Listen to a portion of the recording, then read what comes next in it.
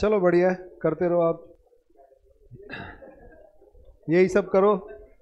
बेटा जब पढ़ाई नहीं होगी तो फिर यही सब करना पड़ेगा।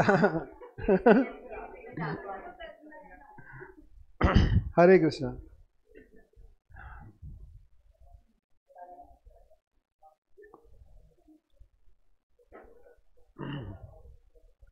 हरे कृष्णा बच्चों। अरे वाह, आज तो सब नहीं, वरना कोई करता नहीं है एक दो के अलावा। हरे कृष्णा तन्वी, हरे कृष्णा निश्चय, हरे कृष्णा सुदर्शन। राधे राधे बेटा।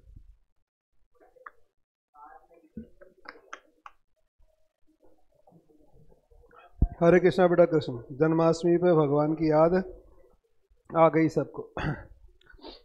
बेटा बढ़िया है। चलो आज हम नया टॉपिक, मैंने कहा था होमवर्क 2 क्वेश्चन कर रहे होंगे शायद आप पर डे। सब लोग कर रहे हो या नहीं कर रहे? नेक्स्ट। आज हम एक नया टॉपिक स्टार्ट करेंगे। हरे कृष्णा। ओ, हायर परचेज, ठीक है ना? हायर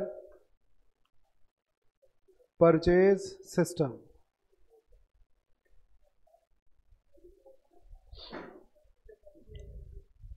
बेटा अब वो आप देख लेना। Higher purchase system.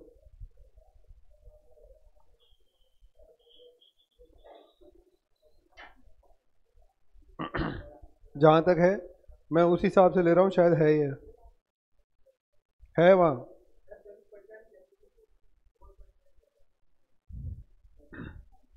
चलो चैप्टर नंबर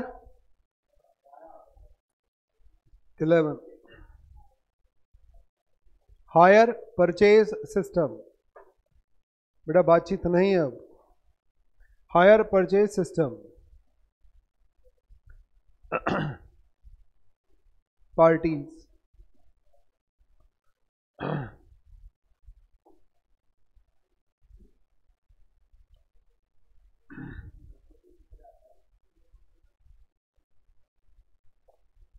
बेटा टर्म्स लिखो कुछ terms.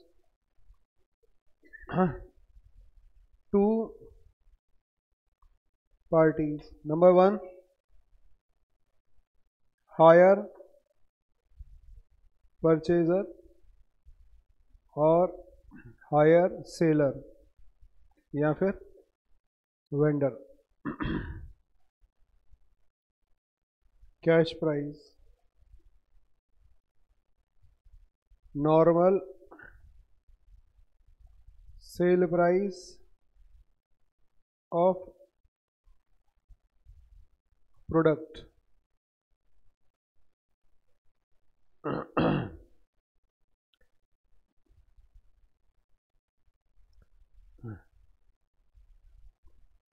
Down payment,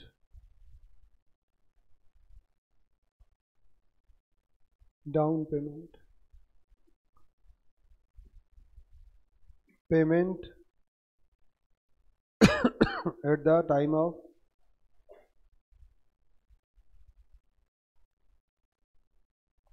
agreement. Fourth,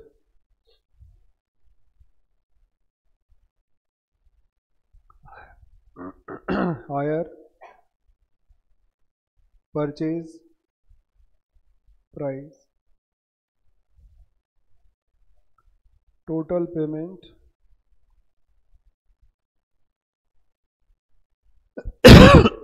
under this system.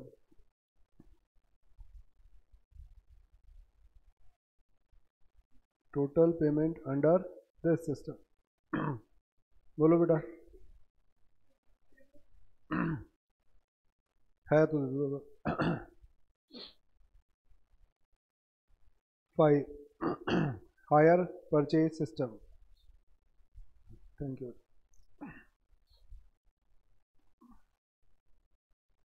Next लिखो instalment.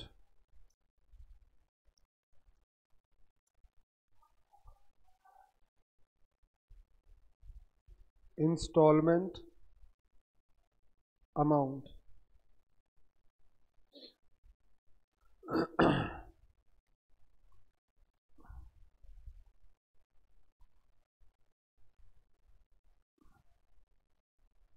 Element of instalment, cash price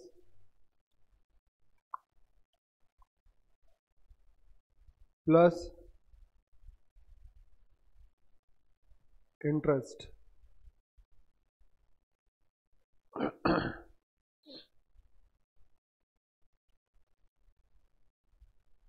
note,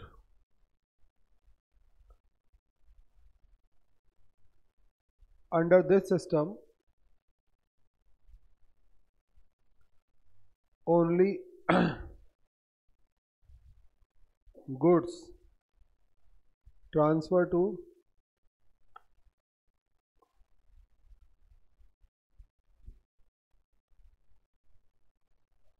higher purchaser, not ownership at the time of agreement.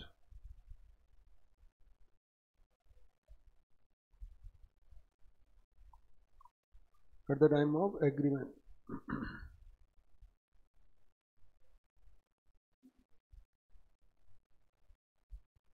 ये कुछ छोटी मोटी बातें, हालांकि आपको दोबारा देखने की भी जरूरत नहीं पड़ेगी, लेकिन हाँ शुरुआत में बेटा लिखवानी जरूरी होती है तो लिखवा दिया ये।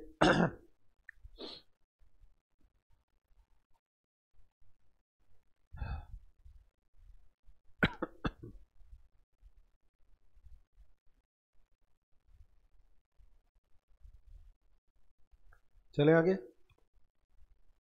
अच्छा, पढ़ने से ही पता चल गया होगा आपको चैप्टर का नाम क्या है, हायर परचेज सिस्टम। यानी हम किसकी बात कर रहे हैं, परचेज सिस्टम की बात कर रहे हैं। अगर बेटा परचेज की बात कर रहे हो तो एट द सेम टाइम दो पार्टीज होंगी, एक परचेजर और एक सेलर, लेकिन वो एक नॉर्मल परचेज और सेल नहीं है। Hire, hire word means what बेटा, in simple word you can say rental. Hire charges means rental charges, समझ में आ गया। हायर परचेज सिस्टम, तो हायर परचेज सिस्टम में अगर हम लोग डिस्कशन करें, चलो ये तो ऑन रेंट, हाँ बिल्कुल बेटा तन्वी।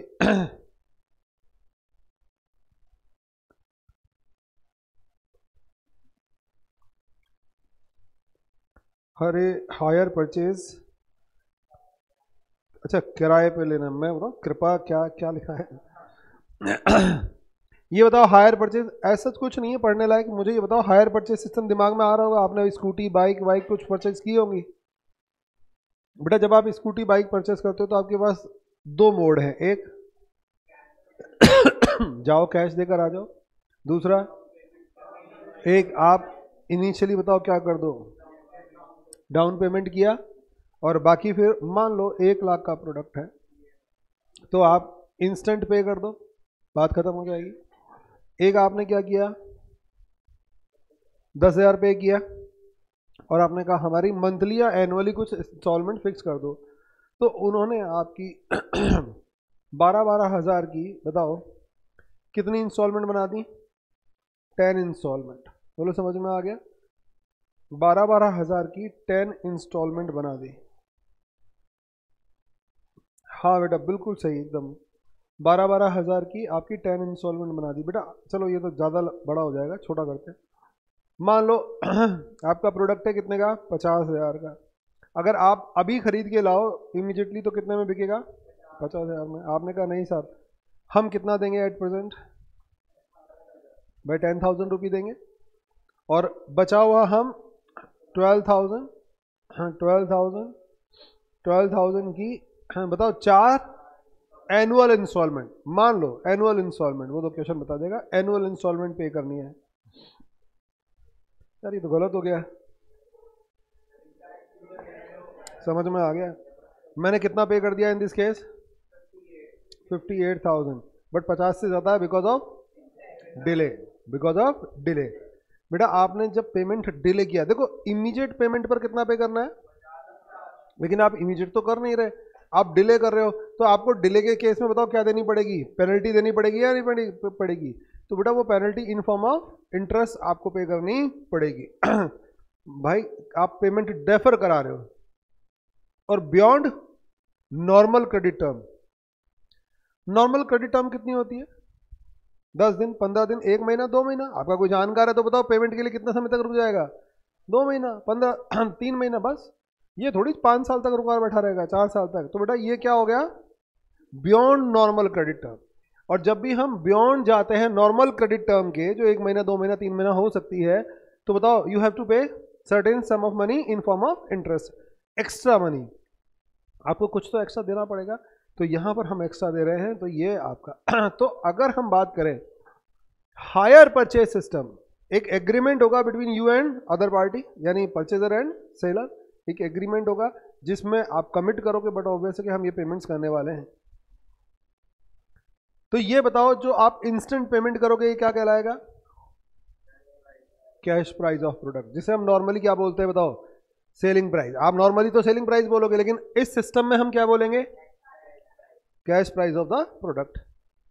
ये क्या कहलाएगा? Down payment. ये क्या कहलाएगा? इंस्टॉलमेंट। बताओ एलिमेंट ऑफ ईच इंस्टॉलमेंट, हर इंस्टॉलमेंट में क्या है? आपको नहीं लग रहा इसमें कैश प्राइस और इंटरेस्ट है? कैश प्राइस और इंटरेस्ट है, समझ में आ रहा है? इंटरेस्ट है। तो ये हमारा और ये बताओ क्या कहलाएगा? हायर परचेज प्राइस, यानी जिस प्राइस पर आपको फाइनली ये प्रोडक्ट पड़ा अंडर दिस सिस्टम। तो हायर परचेज प्राइस बताओ क्या है?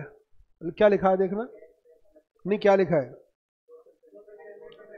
Total payment under this system known as hire purchase price. In simple word अगर इक्वेशन में हम कहना चाहे तो नाउ वी कैन से, बोलो लिख लो आप इक्वेशन में, ब्रैकेट में लिखना चाहो तो लिख लो कैश प्राइस प्लस ना ना ना ना टोटल इंटरेस्ट। बेटा खाली इंटरेस्ट थोड़ी बोलोगे आप, क्योंकि इंटरेस्ट तो एली किस में होगा? इंस्टॉलमेंट में। इंटरेस्ट, कैश प्राइस इंटरेस्ट क्या, जब आप बोल रहे हो कैश प्राइस प्लस, तो फिर वो टोटल पेमेंट हो गया। तो cash price plus total interest, bracket में लिख लो चाहो तो, हायर परचेज प्राइस के साइड में cash price plus total interest. मुझे लगता है समझ में आ गया सबको, वो जो मैंने टर्म्स लिखवाई थी। मैंने पहले भी कहा था, ऐसा कोई वो इम्पोर्टेंट बात नहीं है, ये एक छोटी सी बात है। मुझे ये बताओ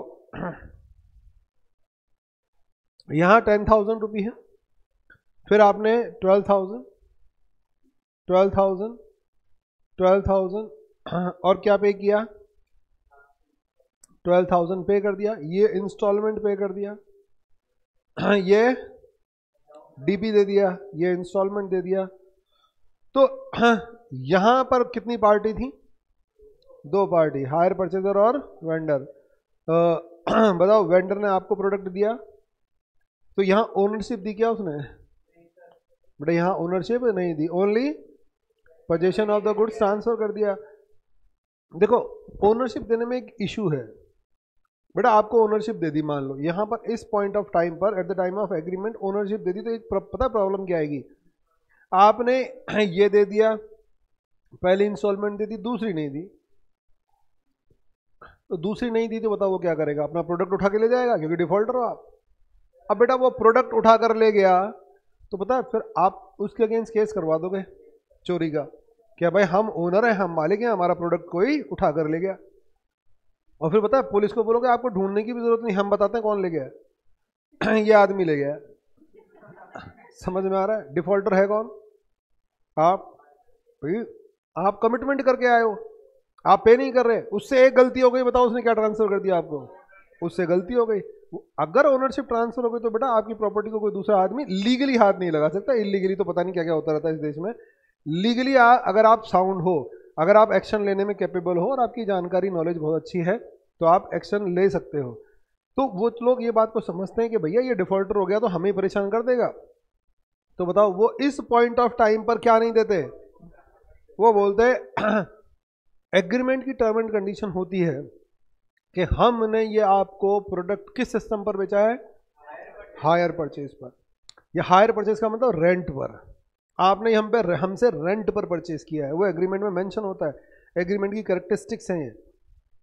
आप हमारा प्रोडक्ट यूज कर रहे हो, रेंट दे रहे हो, यूज कर रहे हो, समझ में आ रहा है? यूज कर रहे हो, रेंट दे रहे हो। मान लो आपने यहां नहीं दिया तो हम क्या करेंगे? आ गया? बताओ क्या भूल जाएंगे? आगे का हम भूल जाएंगे, पीछे का तुम भूल जाना। तुमने यूज किया, हमने तुम्हें यूज करने दिया, तुमने हमें रेंट देते रहे।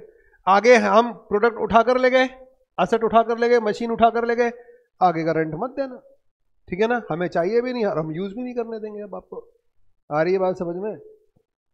क्या बताओ, आप रेंट पे कर रहे हो, इंस्टॉलमेंट, सॉरी इंस्टॉलमेंट है वो, इंस्टॉलमेंट पे कर रहे हो, और पे करते करते भी क्या उठा के ले जा सकते हैं क्या वो?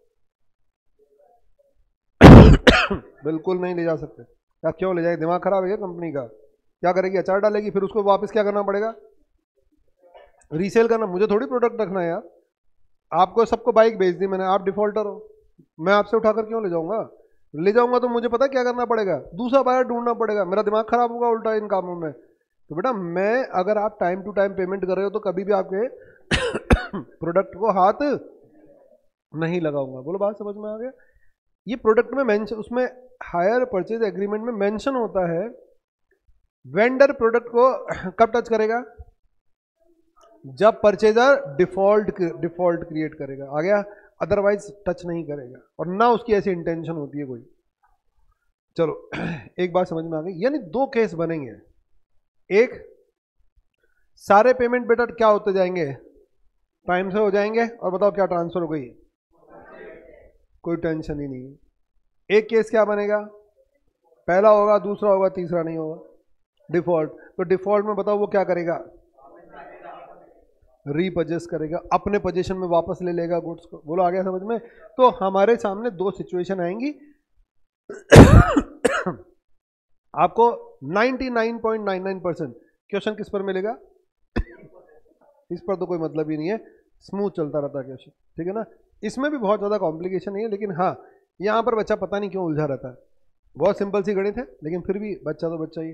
तो वो ये लोग ही यही, अब तक तो उन्होंने यही पूछा, बाकी पूछ कुछ भी सकते हैं।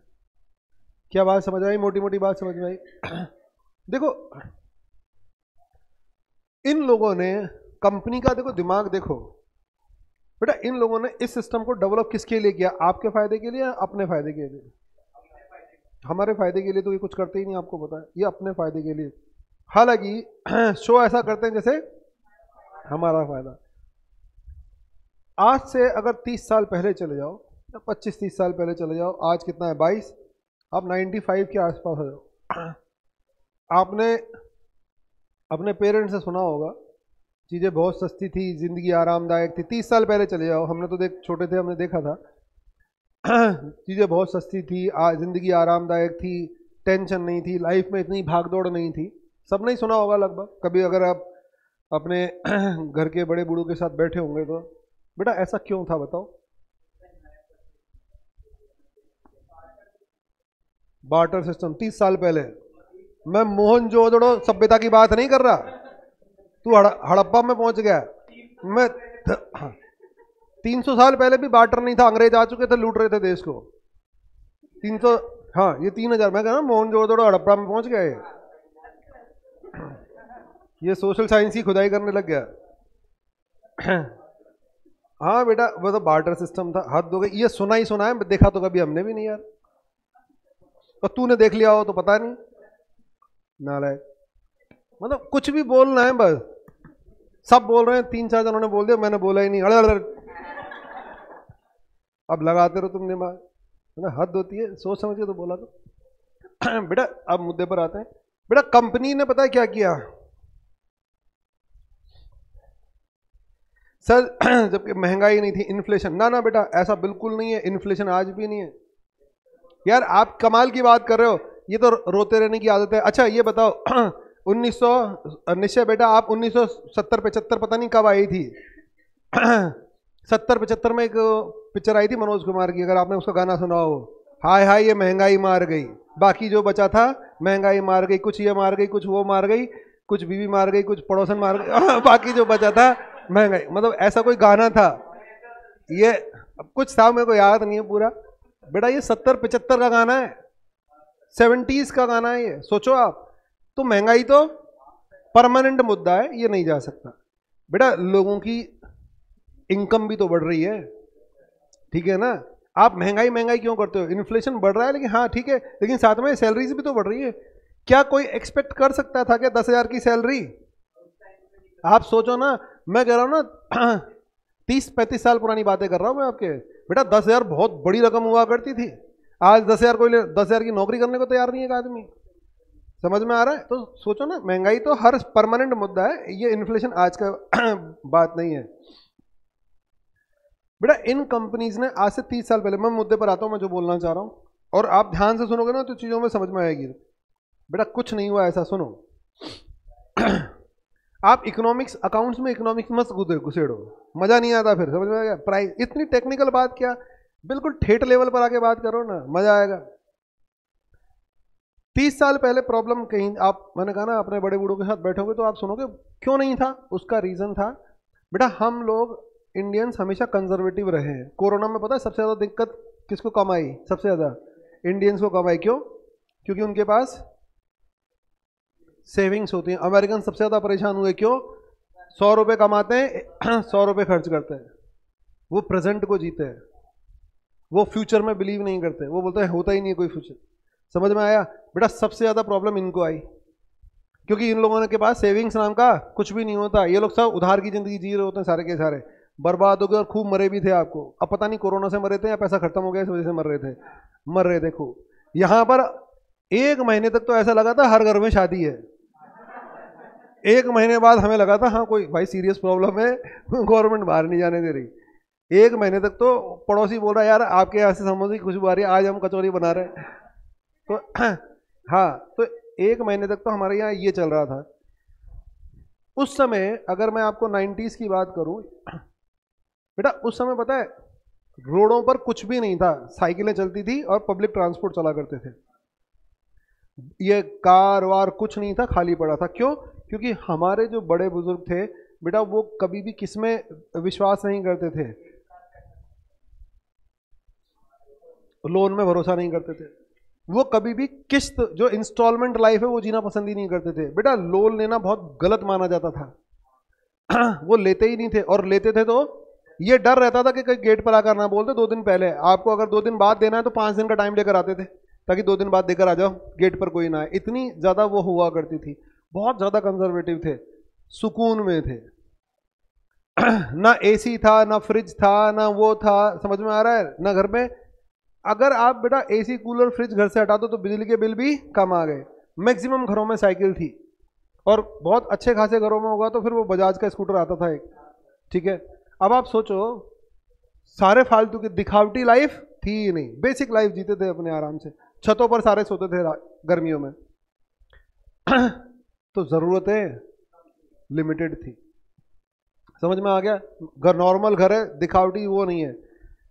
इन कंपनीज ने बेटा रिसर्च एंड डेवलपमेंट करके एसी बना दिया, फ्रिज बना दिया, ये बना दिया, वो बना दिया, कार बना दी, पता नहीं क्या क्या तामझाम बना दिया। अब बताओ ये क्या नहीं हो रहा? बेटा ये प्रोडक्ट क्या होते हैं कॉस्टली होते हैं। एक तो बात ये प्रोडक्ट कॉस्टली होते हैं, आप इन्हें कैश में खरीद नहीं सकते। कैश में क्यों नहीं खरीद सकते? बेटा कॉस्टली है। दूसरा, कैश में खरीदो तो इनकम टैक्स का डर होता है। मान लो आप 10 लाख की कार एक साथ खरीद लोगे तो इनकम टैक्स वाले आ जाएंगे। सोर्स बताओ। हमारे यहाँ ITR आपको पता है कितने लोग भरते हैं? ITR कोई 1-8% लोग भरते हैं, ठीक है ना। और बताओ पूरे देश की इकोनॉमी उन 1-2% के लोगों के भरोसे चल रही है। तो ये बताओ टैक्स हम देते नहीं है तो कैश में हम इतने महंगे प्रोडक्ट खरीद नहीं सकते। इंस्टॉलमेंट में हम उस समय भरोसा नहीं करते थे, और इंस्टॉलमेंट ये लोग आसानी से कोई इतना डेवलप नहीं था सिस्टम। अब इनके दिमाग में टेंशन हुई कि साहब प्रोडक्ट तो बना दिया, फ्रिज बना दी, कार बना दी, ये बना दिया, लग्जरी आइटम बना तो दिए, ये बिक ही नहीं रहे, पब्लिक तक पहुंच ही नहीं रहे। जिनके पास पैसा नहीं है वो तो खरीद ही नहीं पाएंगे, चलो उनको तो हटाओ दिमाग से। जिनके पास पैसा है वो भी इनकम टैक्स की वजह से नहीं खरीद रहे। ऐसा क्या करें जो घर घर तक पहुंचो? फिर इन लोगों ने बताओ क्या किया फिर ये हायर परचेज सिस्टम। आपको अगर उधार चाहिए तो बताओ क्या होनी चाहिए? आपकी दुकानदार से जानकारी होनी चाहिए। अगर जानकारी नहीं है तो वो उधार नहीं देगा।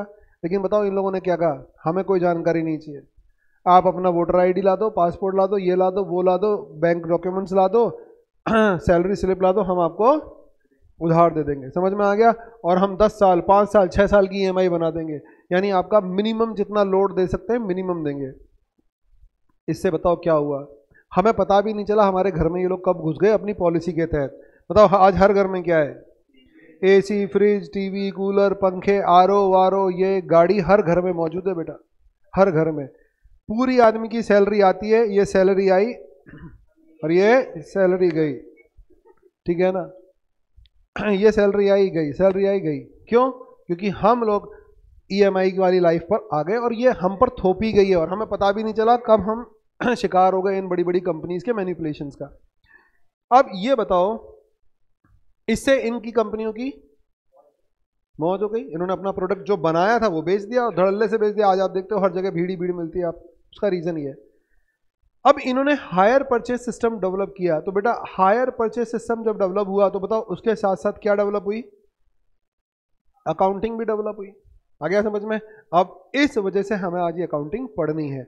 इसमें इन लोगों ने कहा कि साहब एक कैश प्राइस होगा, एक हायर परचेज प्राइस होगा और आपको किस में पेमेंट करना होगा, इंस्टॉलमेंट में पेमेंट, और कुछ पेमेंट इमीडिएट करना होगा। ठीक है, आपको ये पेमेंट्स टाइम टू टाइम करने हैं और टाइम टू टाइम करते ही हम आपको यहाँ पर बताओ क्या ट्रांसफर कर देंगे, ओनरशिप ट्रांसफर कर देंगे। ये पूरे सिस्टम की रिक्वायरमेंट है। अब मैंने थोड़ा सा बैकग्राउंड बताया कि क्यों डेवलप किया गया है, क्योंकि ये प्रोडक्ट को आसानी से बेच सके। अब हायर परचेज सिस्टम से बताओ किसको दिक्कत नहीं आ रही, बेटा दोनों को दिक्कत नहीं आ रही। मैंने क्या कहा था, अगर मैं 90s 80s में चला जाऊं तो पैसे वाले भी नहीं खरीद रहे थे, क्योंकि वो सोर्स इनकम टैक्स भरते नहीं है, आज भी नहीं भरते, सोचो उस समय तो बिल्कुल भी नहीं भरते होंगे। तो क्या पैसे वाले भी नहीं खरीद पा रहे थे इनकम टैक्स के डर के वजह से, जिनके पास पैसा नहीं है वो भी नहीं खरीद पा रहे थे। आज इस सिस्टम ने बताओ क्या कर दिया, बेटा दोनों की अप्रोच बना दी, वो भी खरीद पा रहे हैं। क्यों? क्योंकि हम अब बताओ क्या मेंशन कर सकते हैं, भैया हर महीने सैलरी आती है उससे दे रहे, कौन सा सोर्स है हमारे पास, पुराना बाबा आदम के जमाने का, हमारे पास पैसा आ रहा है उससे देते जा रहे हैं। जिनके पास लिमिटेड पैसा है, लिमिटेड सैलरी है, वो भी खरीद पा रहे हैं। तो दोनों की रीच में आ गया इस सिस्टम की वजह से। समझ में आई बात?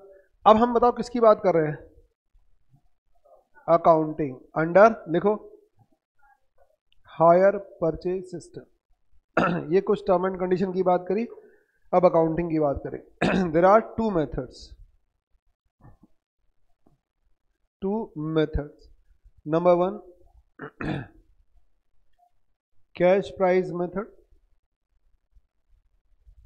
नंबर 2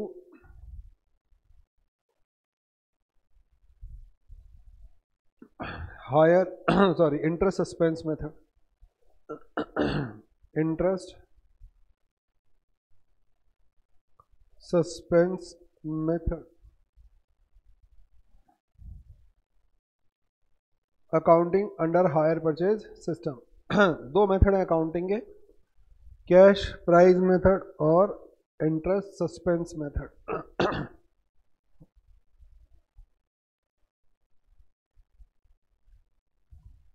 चलो आगे।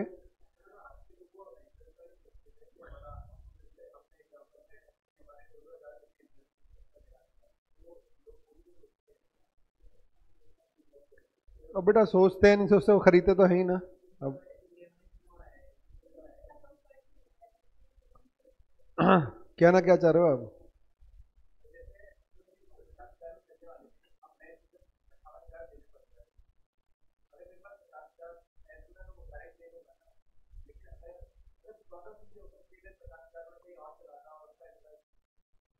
बेटा ये बताओ आप पढ़ क्यों रहे हो, आ रही है बात समझ में? फाइनेंस मैनेजमेंट समझ में आ रहा है? अब मैं एफएम में नहीं जाना चाहता, जो आपकी बात का जवाब वहां पर है। 1 करोड़ रुपए आपके पास ना, 1 करोड़ रुपए आपके पास, अगर एक बिजनेस स्टार्ट करना है, मैं आगे चलता हूँ क्योंकि वो जवाब मैं दे तो सकता हूँ, देना नहीं चाहता। 1 करोड़ है और आपको बिजनेस करना है, 1 करोड़ ही लगना है उसमें। मार्केट से आपको 60 लाख रुपए मिल सकते हैं उधार, तो बताओ कितने लगाओगे? बेटा 1 करोड़ रुपए आपके पास, 1 करोड़ रुपये है आपके पास, 1 CR है, बिजनेस की रिक्वायरमेंट भी यही है 1 CR। जबकि बताओ आप 40 लाख रुपए लगा सकते हो और 60 लाख रुपए का मार्केट में क्या अवेलेबल है, आप गुड्स वुड्स असेट वसेट क्रेडिट पर ले सकते हो, 3 महीने की क्रेडिट पर सबको मिल रहा है, आपको भी मिल जाएगा जो बिजनेस कर रहे हैं। पैसा कितना लगाओगे? 40 क्यों? 1 करोड़ लगाओ ना, है ना 1 करोड़, क्रेडिट पे क्यों ले रहे हो? आया समझ में? सीधी सी गणित है। अब आपके दिमाग में कई नहीं, हम तो अपने ही पैसे से बिजनेस स्टार्ट, बेवकूफ़ी है ना यार। आप जब आपको 3 मंथ क्या मिल रहा है, क्रेडिट मिल रहा है, तो 3 मंथ एफडी करा दो ना, 3 मंथ का इंटरेस्ट आएगा। तो ये सब फाइनेंस मैनेजमेंट की बात है और कुछ भी नहीं है। आप ऐसा सर 50 में खरीद सकते हैं, 1 में खरीद सकते हैं, अगर आप अपनी कैलकुलेशन करो आपके लिए बेनिफिशियरी क्या है। अगर आपको लिक्विडिटी मैनेज करनी है तो इंस्टॉलमेंट चलना, समझ में आ रहा? और लिक्विडिटी आपके पास एक्सेस में है तो सिचुएशन टू सिचुएशन डिपेंड करता है। आ गया? मेरे पास मान लो वाइट मनी है प्रॉपर, तो बेटा मुझे 1 करोड़ की प्रॉपर्टी खरीदने में भी कोई दिक्कत नहीं है। आ गया? वाइट है सारा का सारा, मेरे पास उसका पूरा का पूरा क्या ब्यौरा है, इनकम टैक्स वाले आगे डरता थोड़ी हूँ, प्रॉपरली टाइम से रिटर्न फाइल कर रहा हूँ। लेकिन अगर नहीं कर रहा तो 1 करोड़ में मैं चाकर भी नहीं खरीद सकता। आया? आपको पता है अभी वो 50-50 करोड़ रुपए कमरों में मिल रहे हैं उनके। अभी बंगाल में कोई हीरोइन थी बंगाल की, अभी न्यूज़ नहीं देखते क्या? अभी 15 दिन पुरानी न्यूज़ है, 50-50 करोड़ कमरों में भरे पड़े कैश, बैंक में रख ही नहीं सकते। समझ में आया? क्यों? ब्लैक मनी है, ब्लैक शो ही नहीं कर सकते। कमरों में कमरा खोला 50 करोड़, दिमाग खराब हो गया इनकम टैक्स वालों का। कमरा, एक रूम इसीलिए खरीद रखा था उन्होंने, उसमें वो कैश पटक कराते थे बस। अब तो आप सोचो ना, तो फिर ये सारी चीजें किस पर डिपेंड करती हैं? फाइनेंस पर। समझ में आ गया? तो बेटा इसीलिए वो चीज तो फिर अपने अपने काम की बात है नहीं। इन 2 मेथड पर आते हैं बेटा, वापस आ जाओ। वो फाइनेंस मैनेजमेंट एक अलग इशू है, आपकी क्या सिचुएशन है उस हिसाब से डिसाइड करते हैं। कैश प्राइस और इंटरेस्ट सस्पेंस मेथड, इन 2 पर काम करेंगे। 99% बताओ क्वेश्चन अगर हायर परचेज से आएगा तो कैश प्राइस पर, लेकिन फिर भी मैं बताओ क्या लेके चल रहा हूं, एक आध बार इस पर भी इन लोगों ने भूले भटके पूछ लिया है कभी, कोई 10, 15, 20 अटेम्प्ट बाद, ठीक है ना? तो अब वो बेटा मुझे नहीं पता, तो हम बात दोनों के बारे में करेंगे। लेकिन आप ये मान कर चलो कि प्रायोरिटी कैश प्राइस को ही देनी है। तो बताओ, पहले मैं इंटरेस्ट सस्पेंस लास्ट में डिस्कस करूंगा, मैं साइड में हटा रहा हूं क्योंकि वो इतना काम का नहीं है। नंबर 1 लिखो, क्या? कैश प्राइस मेथड, मैं इसके बारे में ही बात करूंगा, कैश प्राइस मेथड। सर उसने रूम का मेंटेनेंस भी नहीं, राजश्री रूम का मेंटेनेंस बेटा मैंने इतनी डेप्थ में नहीं देखा। अर्पिता मुखर्जी स्कैम, अरे वाह। देखो इनको सारी नॉलेज है, ये पेपर पढ़ते हैं, नाला को पेपर ही पढ़ते हो क्या? तुम्हें ये भी पता है कि उसने मेंटेनेंस भी नहीं दिया था। देखो कितनी गहराई से पढ़ते हैं ये नहीं ऐसी चीजें। सर गूगल है ना, हाँ बेटा ये बात भी सही है।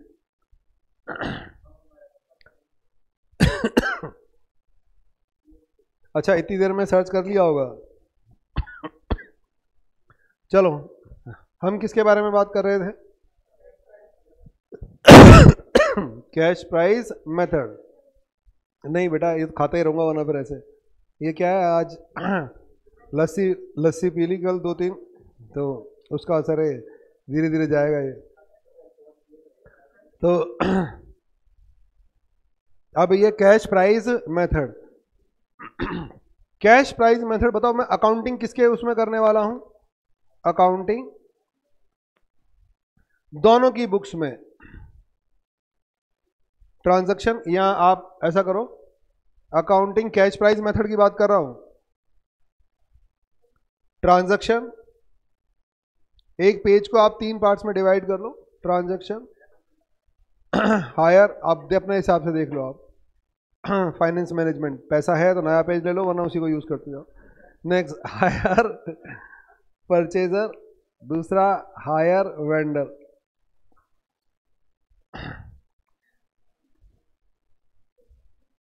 Higher purchaser, hire vendor.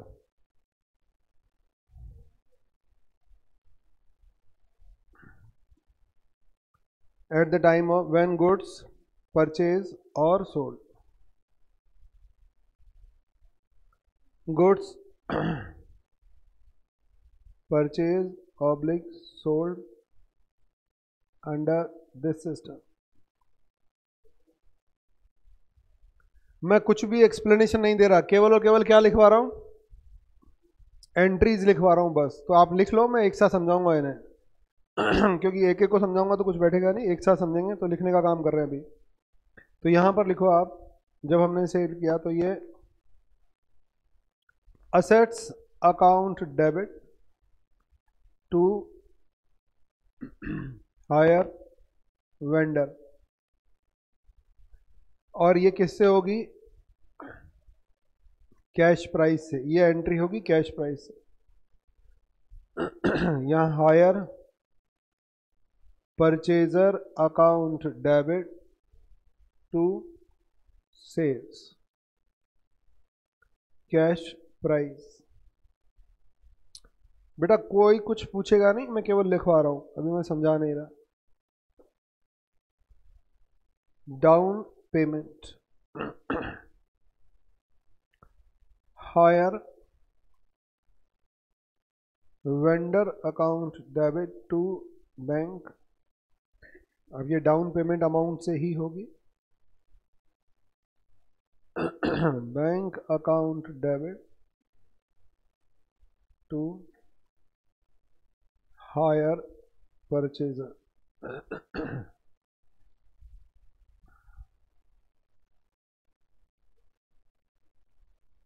Next,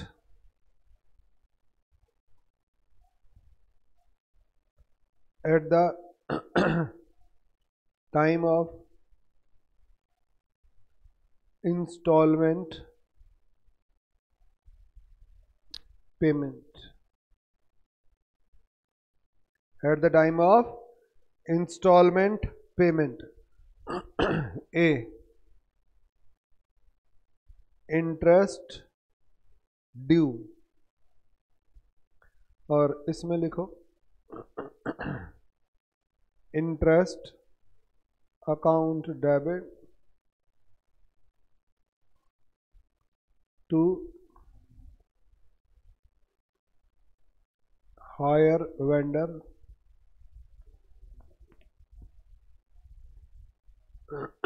hire purchaser account debit to interest।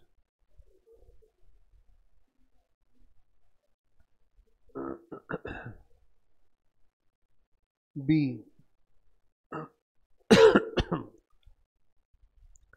installment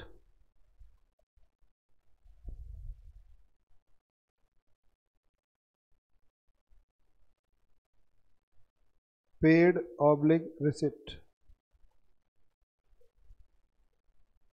hire vendor account debit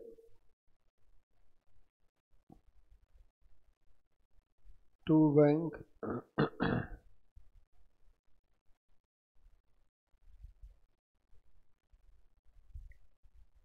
hire purchaser।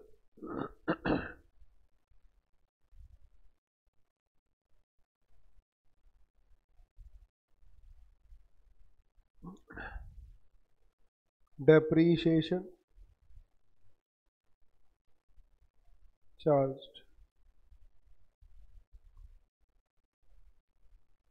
depreciation account debit to assets। यहाँ कोई डेप्रीशिएशन की एंट्री होगी नहीं, क्योंकि इसका कोई लेना देना है नहीं डेप्रीशिएशन से।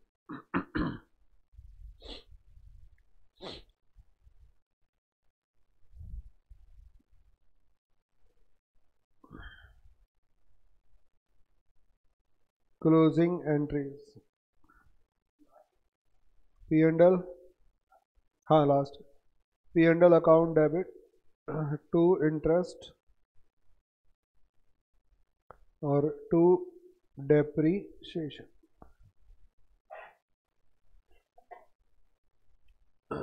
ये हो गया आपका interest account debit to P and L,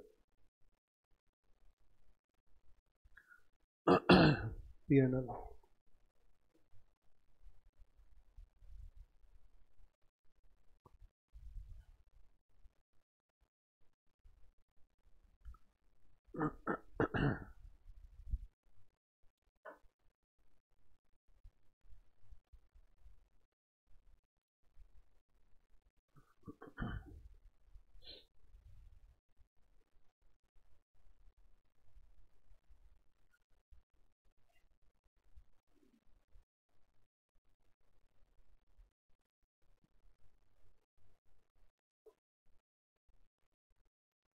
लिख लिया सबने?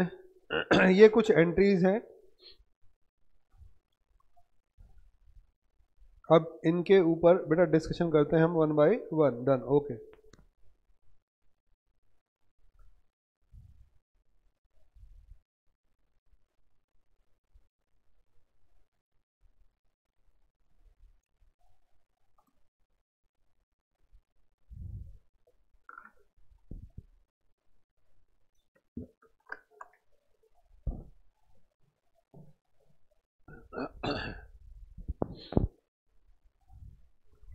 बेटा लास्ट एंट्री है P and L account debit to interest और डेप्रीशिएशन, और इधर है interest account debit to P and L.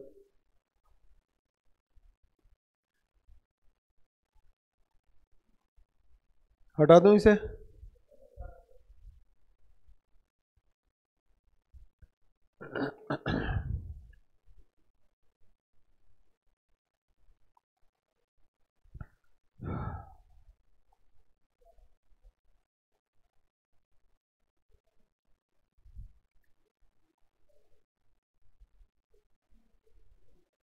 हो गया, चले।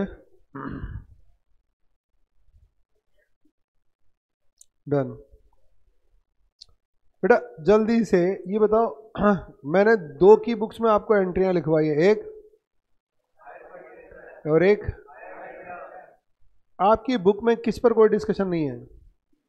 हायर वेंडर का कोई डिस्कशन नहीं है, केवल और केवल किसका डिस्कशन है? परचेजर का डिस्कशन है। और सारे क्वेश्चन भी किस पर बेस्ड हैं? परचेजर पर बेस्ड हैं। आपको क्या लगता है बेटा, परचेजर और वेंडर की बुक्स में कोई बहुत ज़्यादा डिफरेंस आएगा? भाई जो मैं कर रहा हूँ उसका जस्ट अपोजिट आप करोगे। अब आपकी बुक में एक इशू है, इसमें इन लोगों ने पता है एंट्रियां दी हुई हैं, उसमें लिखवाई हुई हैं, जो एंट्री बनाकर दे रखी है ना उसमें इन्होंने परचेजर की भी दे रखी है और पूछा नहीं है, तो ना कोई क्वेश्चन। लेकिन फिर भी लास्ट में जब हमारा पूरा चैप्टर हो जाएगा तो हम एक एक्स्ट्रा काम कर लेंगे। बताओ क्या देख लेंगे?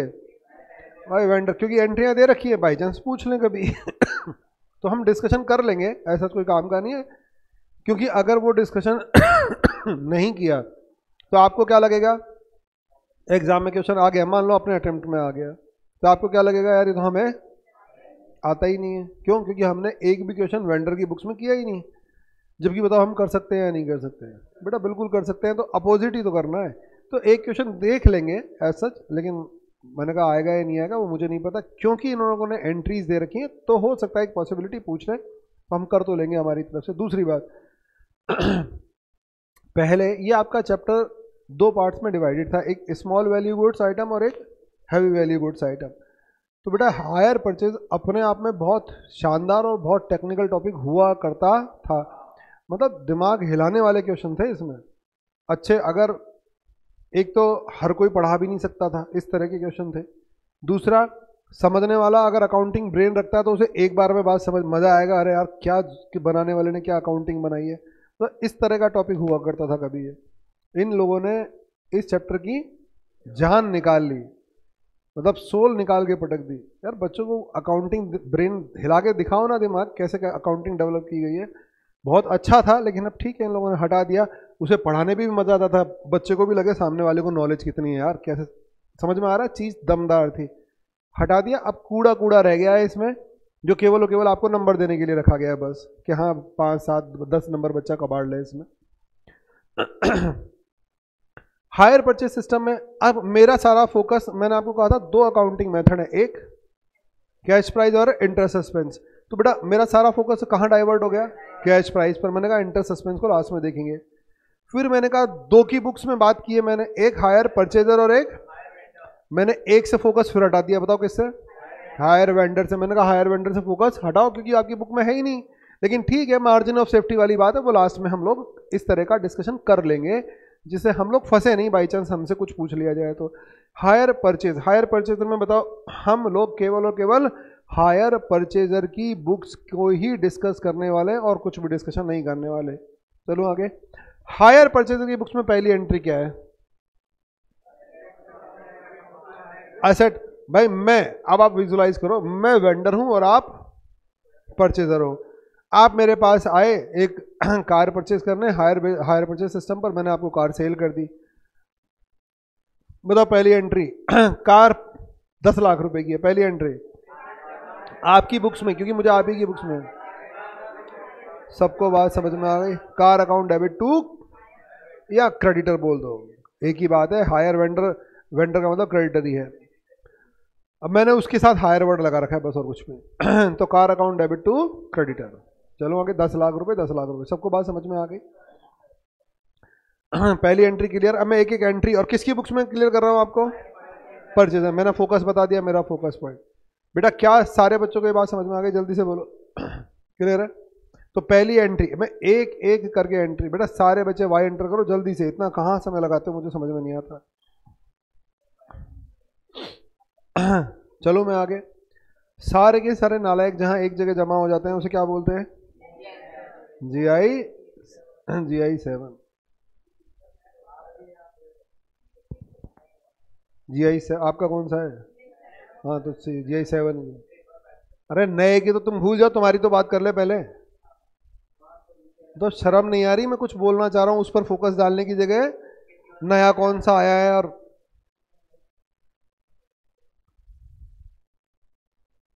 क्या किसी को अभी भी पकड़ में नहीं आया क्या कुछ? मैं फोकस डलवा रहा हूं तो भी। क्या कमाल के बच्चे हो भाई, ऐसे तो कैसे काम चलेगा? तो वही तो मैं ताज्जुब कर रहा हूँ, इतना बोलने पर तो एक आध दो बच्चे तो हमेशा, एक बैच नहीं आया ऐसा जिसमें 2 4 5 बच्चों ने बोलनी, इतनी देर में तो बोल देते बच्चा। बेटा पहली एंट्री कैश प्राइस से होगी 10 लाख रुपए से। असेट, पहली एंट्री हायर परचेजर की बुक्स में क्या है? देखो आपको लिखवाई हुई है, असेट्स अकाउंट डेबिट टू किस प्राइस से? कैश प्राइस 10 लाख रुपए है।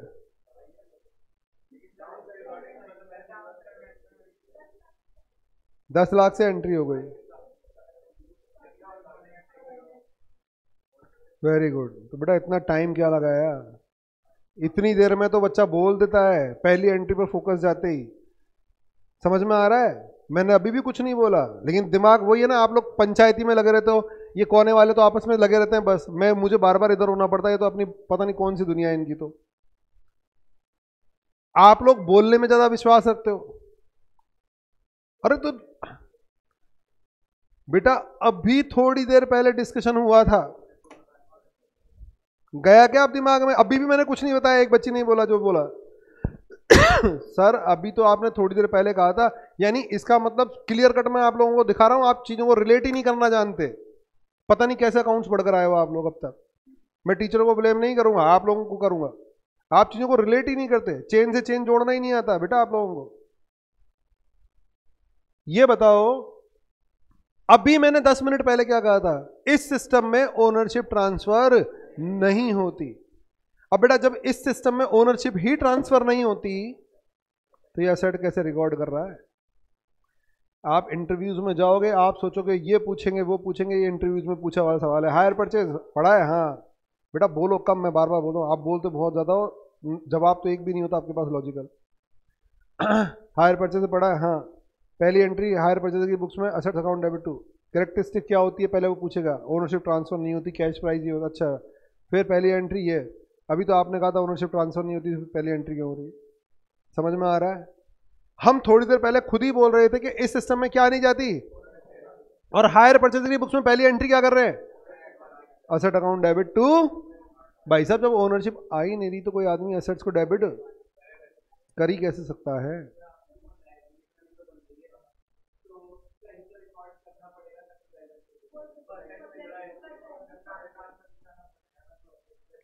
क्यों दिखाना पड़ेगा? तो रीजन भी तो होगा, आपके कहने से थोड़ी है। तो भाई साहब कौन बोल रहा है आपको लायबिलिटी दिखाओ? एक्सपेंस दिखा दो, असेट क्यों दिखा रहे हो? और मजे की बात है, अच्छा आप बोलो चलो दिखा दिया, डेप्रिशिएट क्यों कर रहे हो?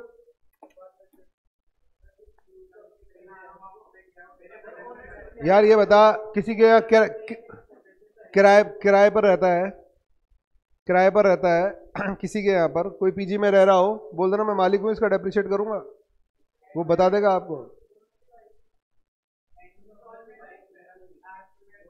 अरे सुनो, तुम लोग तो इधर उधर कभी पढ़ा है क्या substance over form? Substance over form, हाँ सर। तो ये, अरे तू चुप हो जा भाई, मैं बता दूं। बेटा एक कॉन्सेप्ट होता है substance over form. Accounting is based only on assumptions. और आपने एक पढ़ा होगा कॉन्सेप्ट सब्सटेंस ओवर फॉर्म। मुझे नहीं पता, मैंने कहा ना, मैं आपसे अगर थोड़ी बहुत भी बारीक बातें पूछूं तो आप लोग सोचो, आप अकाउंट्स में आपके 11th 12th और फाउंडेशन में क्या क्या मार्क्स आए होंगे, और अकाउंट्स में आप अपने आप को 30 मार्क समझते हो। सब्सटेंस ओवर फॉर्म एक कॉन्सेप्ट है अकाउंटिंग में जो क्या बोलता है, accounting is govern by there substance, not bye there legality. Accounting किससे चलेगी? Substance. What is the mean of substance? Reality. Accounting चलेगी रियलिटी से, न कि लीगलिटी से। अब सुन लो, ये इंटरव्यूज में पूछे जाने वाली बातें, और तुम पता नहीं क्या उठाकर पहले पहले उसमें फेंक देगा, बोले पता नहीं कौन आ गया, ले जाओ इसे, ये तो बनकर आ गया, ऐसे ये नहीं पता। समझ में आ रहा है? इंटरव्यूज में पूछे जाने वाली है और कट टू कट जवाब दिए जाते हैं। बेटा accounting is govern by there substance, not bye their legal form. अगर हम किसी भी ट्रांजैक्शन को बुक्स में रिकॉग्नाइज कर रहे हैं तो बताओ किसके ब्याह पर रिकॉग्नाइज करेंगे? रियलिटी के ब्याह पर, नॉट लीगलिटी के ब्याह पर। आ रही है बात समझ में? और ये सुना तो होगा, शायद नहीं पता तो मतलब मैं बता रहा हूं, सुना होगा सबने। बेटा ये बताओ, हायर परचेज सिस्टम पर आप खरीदने गए, मैंने आपको प्रोडक्ट बेचा, तो क्या मैंने रियलिटी में बेचा या नहीं बेचा? आपने प्रोडक्ट खरीदा, तो बताओ आपने रियलिटी में खरीदा या नहीं खरीदा? अरे खरीदा। तो मुझे बताओ रियलिटी ऑफ ट्रांजैक्शन क्या है? मैंने बेचा, आपने खरीदा, रियलिटी तो यह है। अब पता है मुझे एक डर लग रहा है, क्या कल को आपने पेमेंट नहीं किया तो गड़बड़ हो जाएगी या नहीं हो जाएगी? तो बताओ मैंने आपसे एक एग्रीमेंट बनवाकर उस पर सिग्नेचर करवा ली, क्योंकि आप पेमेंट डिले करा रहे हो। मैंने कहा कि अगर आप डिफॉल्टर हुए तो मैं वापस ले लूंगा। समझ में आ रहा है? बताओ जब मैं आपसे साइन करवा रहा हूं तो मुझे क्या लग रहा है, आप डिफॉल्टर हो गए या नहीं हो गए? ना, मैं कुछ कैसे नहीं पता, मैं श्योर हूं 101%। मैंने यार आपका बैंक डॉक्यूमेंट देख लिया, मैंने आपकी सैलरी स्लिप मंगवा ली, तभी तो बेचा है। मेरा दिमाग थोड़ी खराब है, कुछ पता नहीं है तो ऐसे दे दूंगा मैं।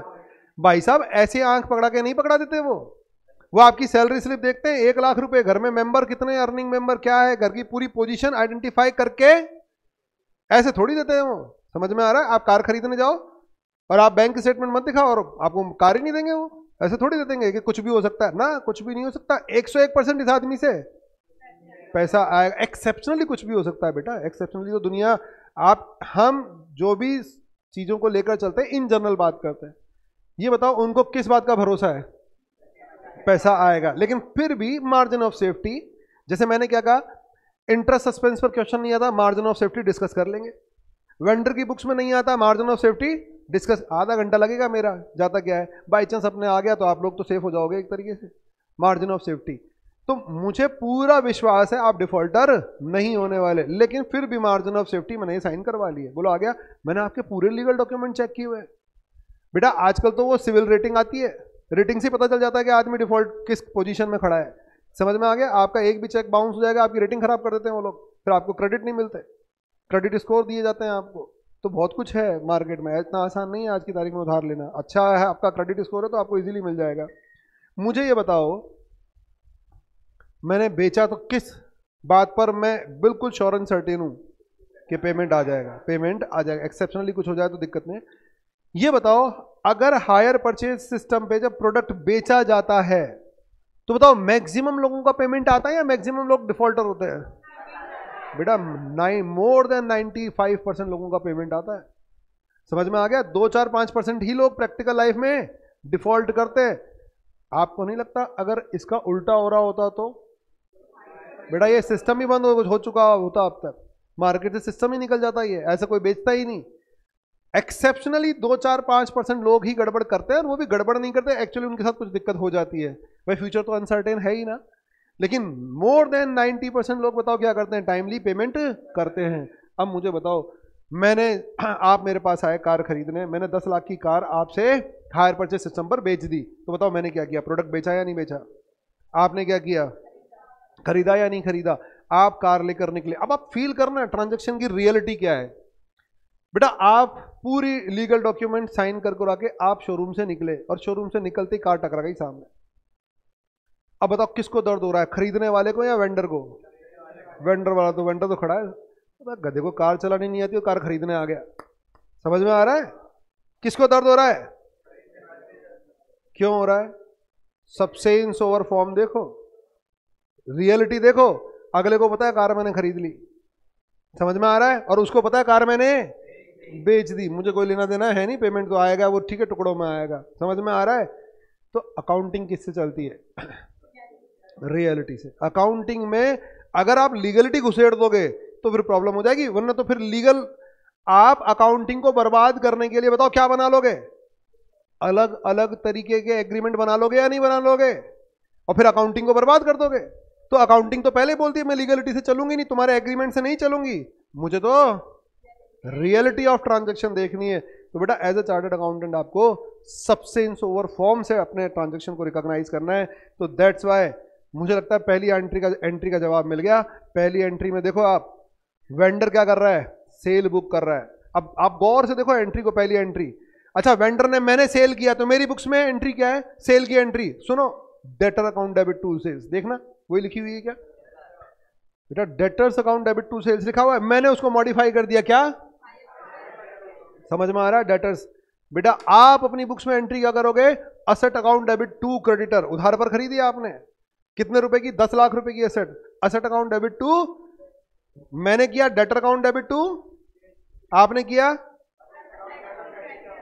पहली एंट्री आई समझ में? ये एंट्री किसकी वजह से है? सबसेंस ओवर फॉर्म की वजह से। क्लियर है?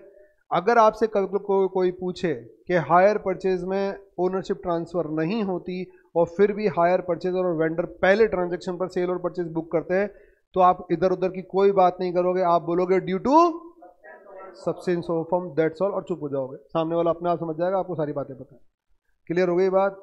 Accounting is govern by there reality, not bye there legality. अब आया समझ में? चलो आगे।